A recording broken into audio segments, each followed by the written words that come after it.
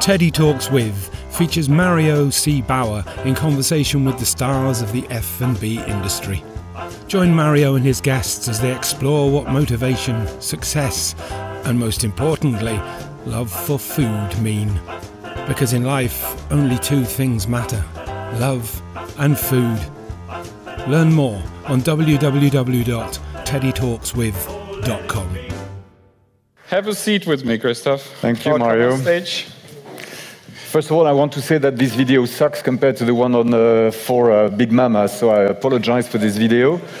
And I will ask the guys who did the video for Big Mama to come and see me so that we can work together. I think they're in the room. We just need to hire Thomas and the guys and Kai. You see, he's sitting here so we can. Good. We can come and see me. I hope you're not too expensive because it was really good. So 92 shopping centers, 1.2 billion visitors. I think you're the man to talk about the future of retail. That's what is in the program, what we should talk about. I know that you're a believer in the, let's call it offline, real shopping experience. What is your vision on retail in the future? Actually, Mario, I'm not a believer of the offline shopping. I'm a believer of the click and mortar shopping, of the online, the digital shopping, but also the physical shopping which converge. I mean, I was a retailer before, and I've been the CEO of Unibail-Rodamco Westfield now since 2013, and my understanding of the future of retail hasn't changed, and I think the facts that have happened since then have comforted this vision. I think the retail will go in three main directions, but they all will converge. One direction, obviously, is internet, and it's growing. It's about 12% of the retail sales in the countries in which we operate. Goes from below 5% in Spain to close to 20% in the UK. But internet will continue to grow, maybe to 20, 25, maybe to 30% of sales, I don't know. But I don't think it will go far beyond because half of this market is operated by one company called Amazon, more or less. It's half in the US, it's probably half in the UK, probably a little less in Germany and France. Second thing, because it's very difficult to make money on the internet. And therefore, and we'll come back to that if you want, but I think the conversation we had about the deliveries and so on proves that it's very difficult, and we can there again come back to that. So I think the physical retail, which will represent maybe 70%, maybe 75%, maybe less, I don't know, but will still be there, and this will go in two opposite directions. One, which is proximity, and the other one, which is experience retail or destination retail, and this is where we're clearly positioned. And when I say proximity, it's of course the store down the road, when you go to the office and so on, and of course travel retail, which I know is very big for most of you, but which is a very, very fast-growing area. So this is my triangle of retail, internet. One chart only. Yeah, I don't know if we can have that chart. Yeah. Because when I visited you in the office, I saw that chart and I liked it so. Yeah, that's on one of the presentations we did for investors, which believe that physical retail is dead. That when they say retail, they add apocalypse or carnage, which is even better, I think, because the apocalypse, at least it takes a bit of time, but carnage, you see the flesh and everything. But anyway, I don't believe... Nice business you're in. Yeah, and since the company is 100% public, 100% free float, we spend a lot of time with investors explaining to them our business model. 65 billion of properties, so of course, I'm a strong believer in retail because one, I have to, but because also I see it happening every day. And when we operate shopping centers like Westfield London or Stratford City or Les Quatre Temps in Paris, which has just been rebranded Westfield Les Quatre Temps, because we bring the Westfield brand at last to continental Europe, and I see there's 42 million visitors at Westfield Les Quatre Temps, 53 million at Westfield Stratford City, and I hear people that don't believe in physical retail. I think we're right and they're wrong. But how because it also says future, so that was, I think, a perfect analysis of what is now from your point of view. But if you talk about the future of retail, because you also do great projects and you develop them and they're going to open in 1 year, 2 years, 3 years, 4 years, how you need to change now the way how you build them or how you build the architecture, the vision of that you motivate not me now, but me in 4 years to get off my couch and come to one of your centers? So I think the way we do it is we have to give you very good reasons to get out of your couch, get out of your house, leave your delicious wife or take you with her, and go shopping, go eat, go to the movies and so on. So the vision we have there again, and this is particular to us. Some people might have a different vision or a different strategy with the same vision. Our strategy is clearly to concentrate on the leading shopping destinations in the best catchment areas, in the best cities around the world, mostly in the United States and in Europe today, maybe one day elsewhere, but we've got enough to do today. So we have sold a lot of shopping centers that did not correspond to this vision of shopping, which is destination shopping. Altogether, Westfield and Unibail-Rodamco together, we sold about 40 shopping centers in the last 8 years, and we're very happy to have done so, not because they were not good, but because we think it's difficult enough to execute very well one strategy, so it's even more difficult to execute 2 or 3 different strategies. This is actually one of the reasons why we're not in outlet centers, which is a very good business in certain countries, but we decided not to be in that business, because if we want to do it, we want to do it well, but we need to concentrate our strengths on what we have to do with Westfield and the other shopping centers. So this concentration doesn't go alone, because you can have a great location, a great shopping centers. What's really important is the way you talk to customers and the way you access the shopping centers and what the customers see or the visitors see in that shopping center. And this is the difficult part of our job, because a shopping center is a bit of concrete, a bit of metal. It's, stuck in the ground, usually for 50 or 100 years. But the most important thing is the living matter. So this is the skeleton, but what we need to work on is the flesh, it's the heart, it's the soul of what we do. And this is the retailers, the restaurants, the leisure that we can introduce. And this changes all the time. And one of the difficulties is to make your shopping centers live, to make your projects live. It takes about 15 to 20 years to build a new scheme. And therefore, the day it's conceived and the day it's open, it's not the same thing. Yeah. And you have to keep track of what's happening. You have to make things evolve. You have to do maybe a little less fashion, a little more this, a little more that. And in this context, leisure and dining are clearly 2 vectors of growth for us and 2 vectors of growth, I guess, for you.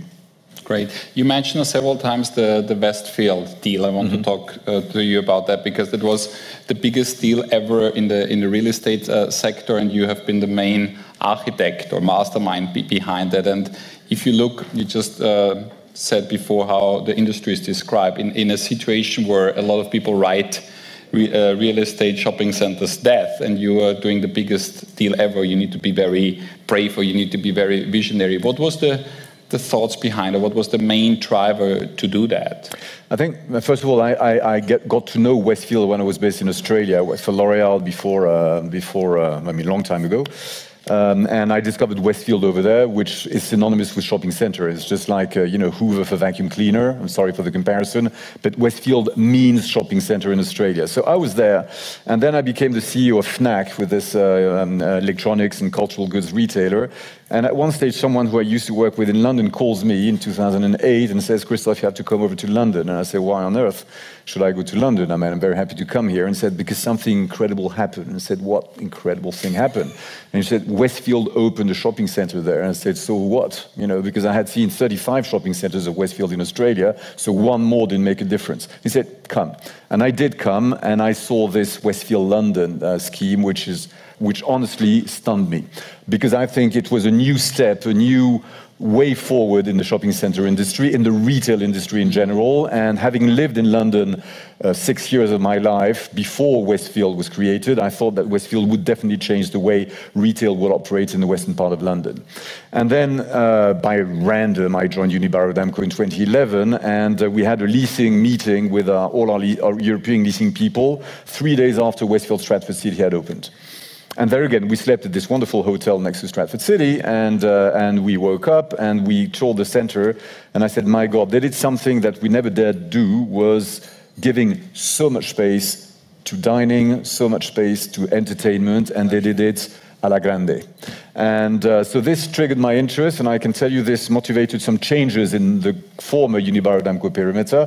And ever since that day, I've been obsessed by the way Westfield matched our strategy and had designed these 2 unbelievable centers, which modestly, as the leader in Europe, we thought were the 2 best shopping centers in Europe. So when it became obvious that the strategies were aligned, when it became possible to engage with the founding family, Frank Lowy and his sons, and when we thought about the way to join it, we decided to go for it. Whether or not there's a retail apocalypse, the future will tell. Whether it was visionary or totally crazy or totally blind, The future will tell, but in the meantime, we At the moment, it feels good. It feels good, and you know what we did in the last 10 days is rebrand 7 shopping centers in France with the name Westfield, and this week we're rebranding Centrum Chodov in Prague, Mall of Scandinavia in Stockholm, and Arcadia in Poland to Westfield Arcadia, Westfield Chodov, and Westfield Mall of Scandinavia. Future will tell whether I'm crazy or not. It has never been done before, but I can tell you it feels good to see that brand on these top shopping centers. I can tell you. This podcast is brought to you by the Curtis Brothers, creators of artisanal organic ketchup. Guaranteed to tickle the taste buds of foodies, entrepreneurs and teddy bears around the world. Learn more on www.curtisbrothers.com. So you have now 3 trading areas, one Europe, one UK. It's part of Europe, my friend. Yes, theoretically, yes. No, but even if it's not part of EU, it will still be part of Europe. It's a different trading area. This wonderful country, which is #1 in the peaceful countries, is in Europe, although it's further away. By the way, we looked up, France is on number 60 of the peaceful. Yeah, just between Angola and Zimbabwe.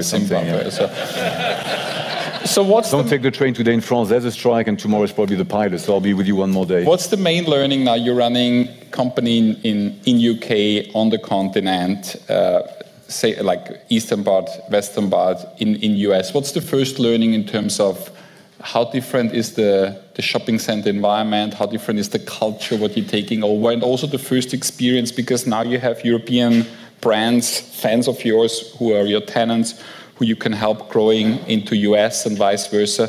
Is there also already some first learnings, some first failings, some first adoption? What can you tell us about this integration phase? So first of all, I mean, I think this is interesting because the 3 regions operate in different ways. UK and continental Europe have got something in common, is that there are city centers, and therefore the shopping center is not necessarily the main means of buying stuff.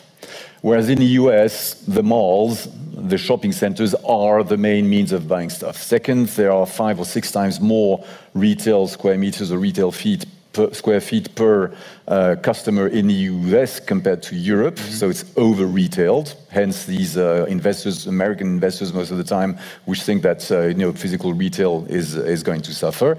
And they're not wrong, but not every bit of retail will suffer, I trust. And third thing, the shopping centers in the US, like in the UK, are anchored by department stores, whereas in continental Europe, they're mostly anchored by hypermarkets, which is a very different way of doing a business, because a hypermarket you go every week, whereas a department store, you go less and less. Yeah. And so this is the main difference, the main physical difference. The way they operate it can be slightly different as well. And my big surprise as well when I discovered or studied the American market was that the place for entertainment and for food and dining was much lower than I thought it would be. I mean, when I go to the US, I see people eating all the time, and yet there's less dining in percentage of GLA in the US department shopping centers than in continental Europe. So this is obviously an area for growth, and this is obviously what we're doing. Century City, for example, Westfield Century City, where you mentioned the first eatery on the West Coast, food or dining rather is 27% of the GLA. So of course it's a very specific scheme. It's the the city center of Century City, of Beverly Hills. It's a great place, open air and so on, but dining is very well represented with casual dining, but also sit-down restaurants of very, very good quality. So it's pretty exciting. So is there any learning already, what you say, okay, now as we own that, as we do deep dives, as we understand that, what you say now, you will adopt projects you're doing in Europe, great projects, what are coming up, because of the learning? Do you already anticipate some things, or is it too early for that? No, cross-continental leasing is very important. And because we are the only real estate operator which is present on both sides of the Atlantic, we are speeding up things. I'll give you an example. We signed with an operator called The Void, which is probably the leading virtual reality operator. We signed 25 deals in one day. Across the Atlantic, around half in the US, half in Europe, to open virtual reality shops or stores across our portfolio. This could never have been done before, and this is for me a way to accelerate and to spread out the modern, the new experiences. And what about experiences for experience shopping? And it's all about how we can help recreate these experiences, how we can recreate excitement in shopping, in dining, in just being together. The mission of the company, if you want, is reinvent being together, is just create these places where people feel good. You can spend a lot of time on Amazon. Honestly, I'm a great customer of Amazon. People would hate me if I say that, but I do say it because it's great. I mean, as it was perfectly explained by our friend from takeaway.com, the consumer wants it, so you give it to them. And Amazon does not make money in Europe. Amazon's international business is $66 billion of sales, and they lose money. But I'm the winner, so why shouldn't I benefit from that? But it's fine to be on your screen when you want to touch something, when you want to feel something, when I want to go shopping with my kids, with my wife, with my friends, whatever, when I want to go to the movies. It's not Amazon. And you can be on Netflix, and there again, my kids spend most of their awake life on Netflix, but they still go to the movies. And we operate the largest cinemas in the world. Forum des Halles, which is Westfield Forum des Halles now, which is right in the center of Paris, is the #1 cinema in the world. In the middle of our shopping center is 3.5 million tickets sold. Why do people go to the movies when you got Netflix? When you've got 150 or 200 TV channels? Because it feels good, and because the cinema operators have understood that they needed to invest in the physical places to have more comfortable cinemas, more different experiences, reclining seats, 4DX, IMAX, whatever, more food, private places, private parties, opera. Tonight in Paris, or in France, I would say, you have something like 150 cinemas that are playing La Traviata, a modern version of La Traviata, who's a social network freak, right? So this is life, but 150 cinemas are playing it. So people will go to the movies tonight to watch an opera, this would not have happened. So it's about recreating these experiences and mixing the pleasure of being together with the functionality of shopping or eating.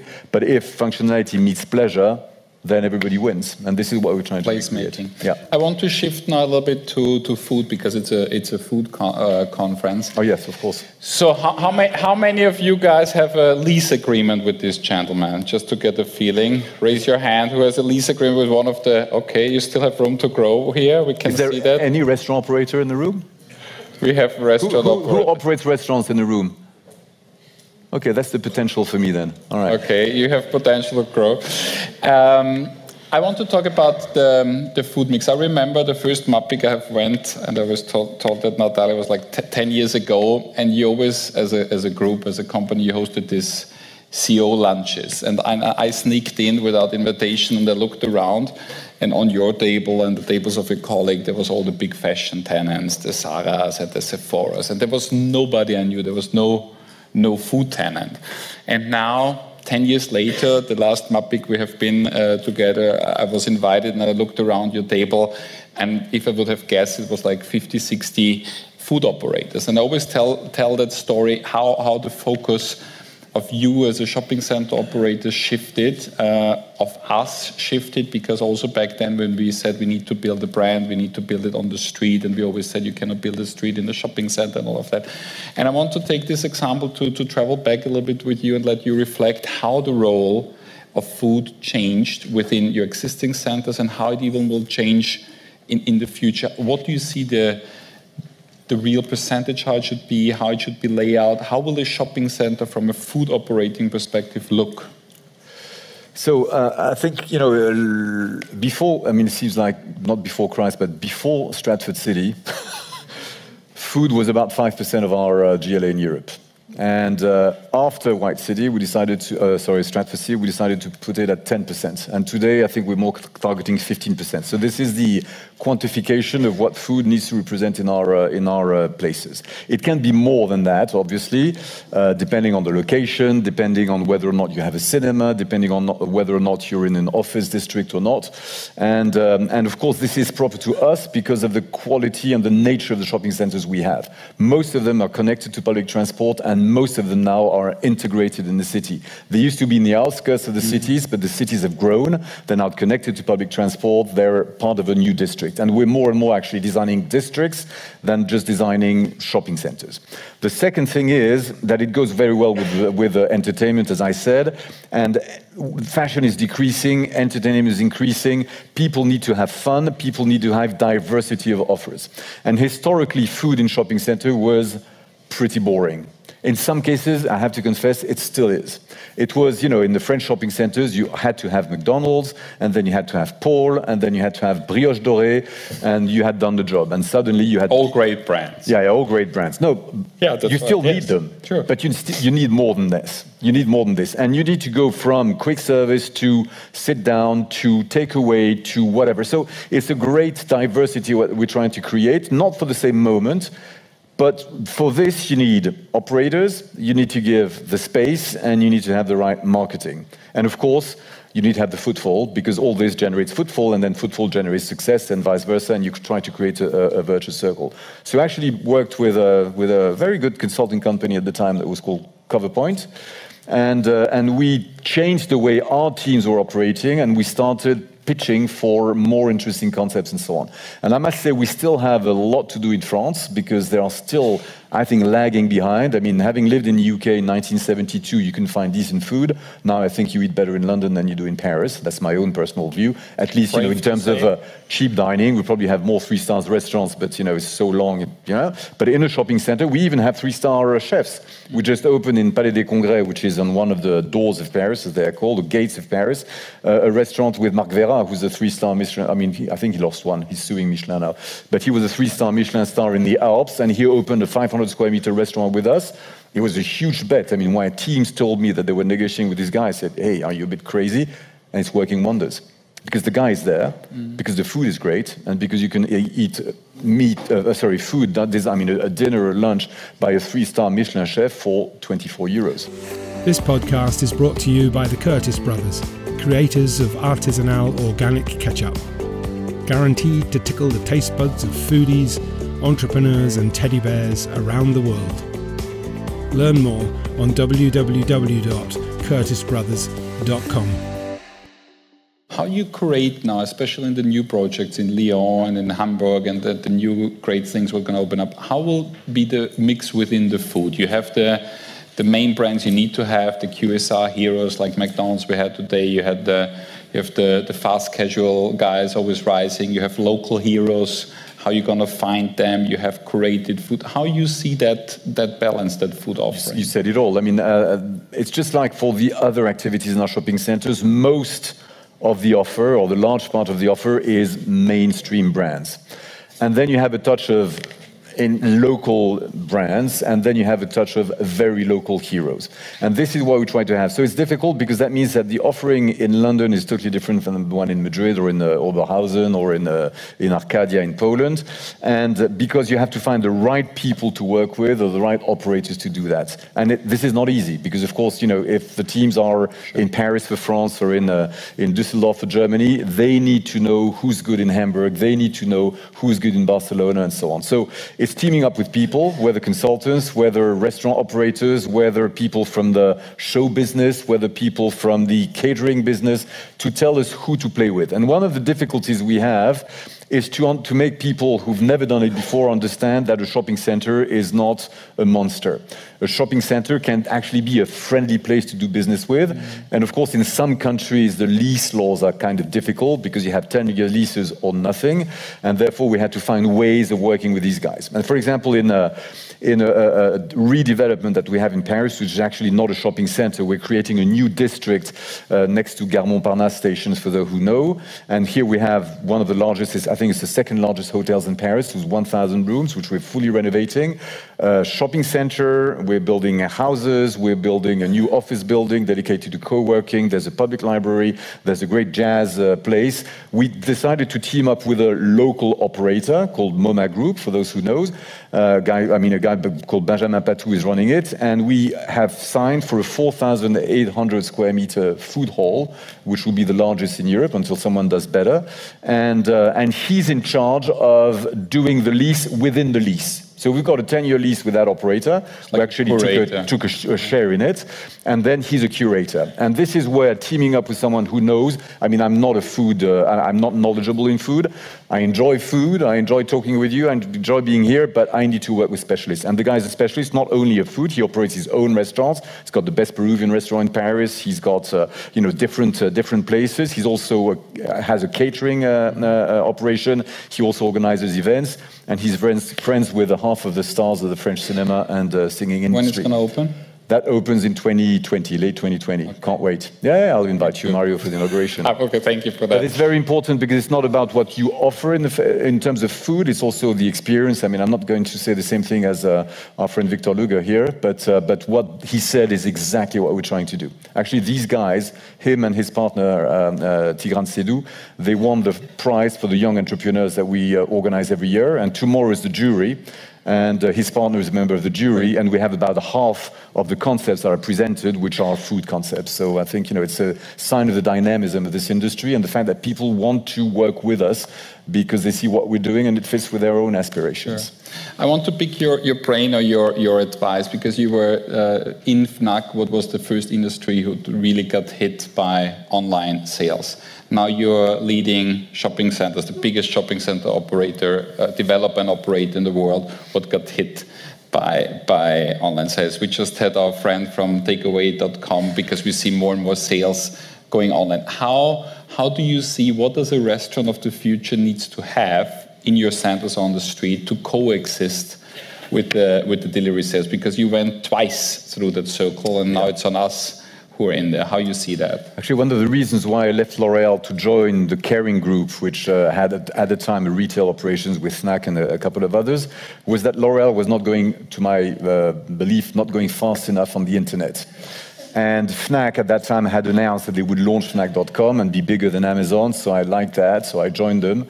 And actually Fnac.com became a quite profitable operation. It was probably the first internet site in France to become profitable, maybe the last one, in 2004. And I can tell you we're very proud. So we're a bit late on the business case, but profitable, and it still is. And which was very interesting, and maybe because the stores were not profitable enough, that's another story, but the internet site was actually more profitable than the stores.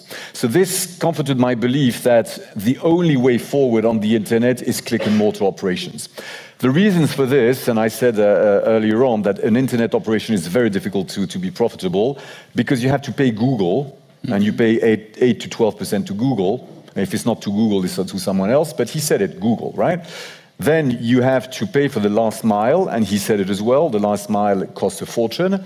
And when you sell fashion, there's not only the last mile to go to the home of the people, but the half mile to bring back the stuff, because the return rate is about 50%. So you pay 1.5 miles. So if the last mile is not profitable, can you imagine what the last mile and a half is? It's a disaster. So it's very difficult to make money, and the only way to make money is to have your own brand and to make sure you sell your own product so that you can cover these costs with full margins. Because if you sell the same products as everybody else, you can be sure that someone's got to cut the price. And this is how Amazon conquered the world, because they could discount books in the US and discount books in the UK. And this is why they're so big in these two markets. In the Latin part of Europe, France, Spain, and so on, you can't discount books more than 5%. And this is why they didn't go as fast. Now they're big, right? But still. So if you have someone competing on prices and obviously someone competing on service, you even have takeaway companies making zero charge to the customer. I mean, no way to make money for the guy who delivers. So the guy who's the kind of marketing platform like Airbnb, because I'm a bit simple, so I understood that this guy was the Airbnb of the food delivery, and Airbnb do make money, no assets, no people. I mean, if you've got the 7,000 people, it's 5% of his deliveries. This is a good business model. But operating on the web is not. So the only way is to have the customer do the job. And how do you make the customer do the job? It's called click and collect. Because then the last mile is done by the customer. And then you can maybe make money. And then when you got the customer in the store, they might grab something else. When I was at, I was already at Unibail-Rodamco Westfield, and I had an interesting discussion with an operator of a hypermarket, the leading hypermarket chain in Europe. And the guy was telling me, Christoph, you're totally crazy. I read in the press that you were introducing Amazon lockers in your shopping centers, but you're bringing the wolf in your operation. The enemy. the enemy. And I said, but whether I like it or not, whether you like it or not, our customers love Amazon. So whether I hate my customers or I love my customers, I prefer to love them, so I have to love Amazon in a way. And I'd rather have my customers come to my shopping centers to pick whatever they would have acquired on Amazon, rather than go to the regional train station or the tube station or whatever. Because if they're in my shopping centers, then they see me, they know my brand, maybe they're going to grab a coffee, a croissant, or a sandwich, and then I've made a customer. Even if it's just a coffee, they will know that I'm here. So when they come back, they know what I do. So I'd rather work with internet and have these click and mortar operations rather than just keep the internet world apart and so on. Same thing for food delivery. We launched a new, our job is to grow our properties, and we just extended one of our leading shopping centers in Paris called Westfield Vélizy 2. And we introduced a new, actually this is the way we do business as well. We had a full extension planned. Dining, leisure, cinema and retail, and I decided to do it in 2 phases. To first do the dining and leisure part, and then to do the retail part. So we just opened the dining and leisure part, brand new cinema, 18 screens, it's the largest cinema outside of Paris, and 31 restaurants, 100% leased, 100% full. The cinema was not in the top 200 cinemas in France, it's going to be in the top 10. So when you invest in your properties, when you give what people want, they come and they enjoy it. Okay, and then we'll do the retail.